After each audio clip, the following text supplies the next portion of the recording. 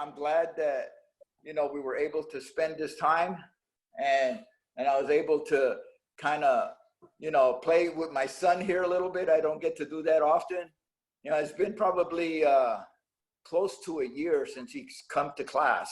Oh, I've had like 2 classes in the last, Yeah, okay, he had 2 classes in the last year.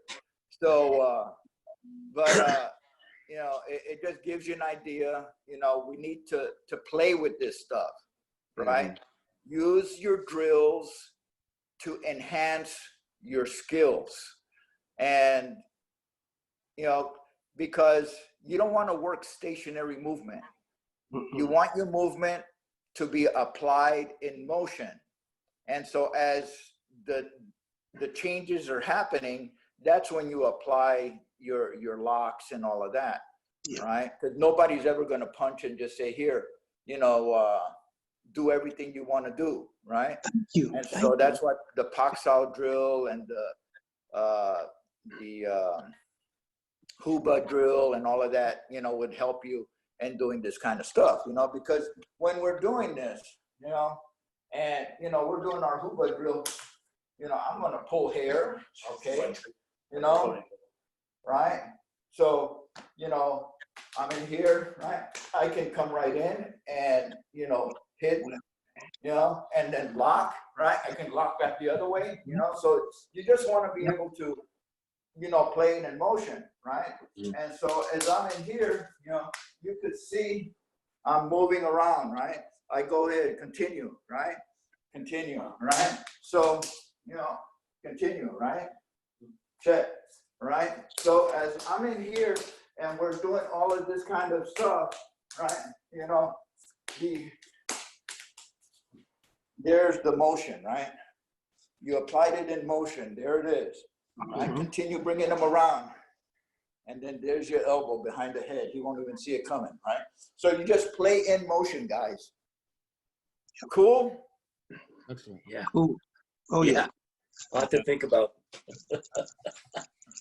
Thank you so much, sir. Yes. You're very welcome. Yeah, this is awesome. Any questions? Do you have an ice pack for your son? yeah, that's pumping up his This is your chance to ask your questions, guys, especially for those of you who haven't seen Grandmaster in a while, or if you haven't met him, take advantage, because Chief doesn't make this available all the time. Mm-hmm. So, but it was good to see people from different systems out here today. And the thing is, I'll tell you right now, video is no substitute for being in front of the person that's doing this stuff to you. Okay, so you have to be in front of that person. You have to feel the energy. You have to feel the resistance. You have to feel. Yeah, you have to feel that in your skin. Yes. Yes. Right. So, again, it's about performance. Can you do it? When it really comes down to that point where, don't show me a form. Don't show me, can you apply what you are working, right? Because if you can't apply it, and the other thing is, you can't apply what you don't work, right? You can't do knife defense if you don't ever, do knife defense and really have that guy try to cut you, and I believe me, you will get cut,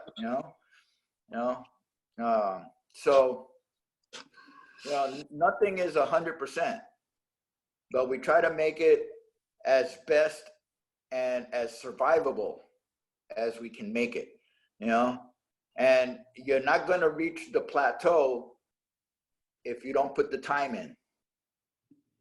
Okay, there's no substitute for hands-on, banging. Okay, guys? Yes, sir. Yes, sir. Well, I will say, Grandmaster, I really appreciated what you were showing us. And what I love about what you were saying, not so much what you was showing, but more what you were saying, was pretty much on the principles that what I was always teaching, been taught and teaching others. No one's going to give you this straight arm reverse punch. That's not going to happen. No one's going to say, here is my arm, do what you're going to do. And I tell people, do you teach that? Sure, just to teach the technique, but then you have to learn how to apply it in a realistic fight. And then as I always tell people, there's what I call the what if factor. What if it just don't work? Can you flow and transition to something else? And That's the key. yeah, and a lot of people tend to, they get brain locked saying, well, it didn't work. Well, okay, but can you transition and flow to something else? And I think that's where a lot of martial artists are doing a disservice by teaching a technique, but not showing how to apply it in a realistic manner. Cute cat, I like the cat. But They're everywhere. but yeah, what you were showing was very, very nice, and what you were saying was even more nice because I really agree with your principles. Those are principles that I teach by. So thank you. You're welcome. You're welcome. You know, when like-minded people are doing the right thing, they're on the same page. You know, and that's what I want. I want people to be on that same page. You know, like you were saying, you have to be able to transition. That's why, when I do a demonstration, it's not rehearsed. We've done demonstrations in front of hundreds and hundreds of people at a karate tournament, and they go, "What are we gonna do?" And I said, "Hey, we're gonna do what we always do. You're gonna attack, and I'm gonna defend." Yes. And whatever comes out, that's what comes out.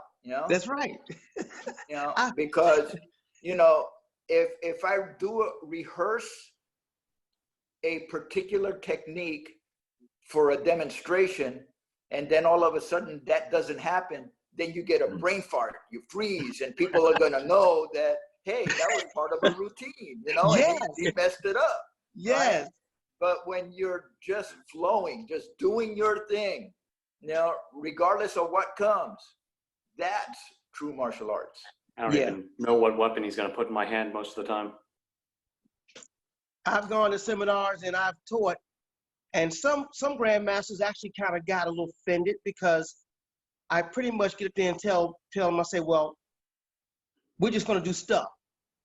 And a lot of the guys, they'll give up and get their whole bio, and I just say, well, I'm Grandmaster Richardson, we're going to do stuff.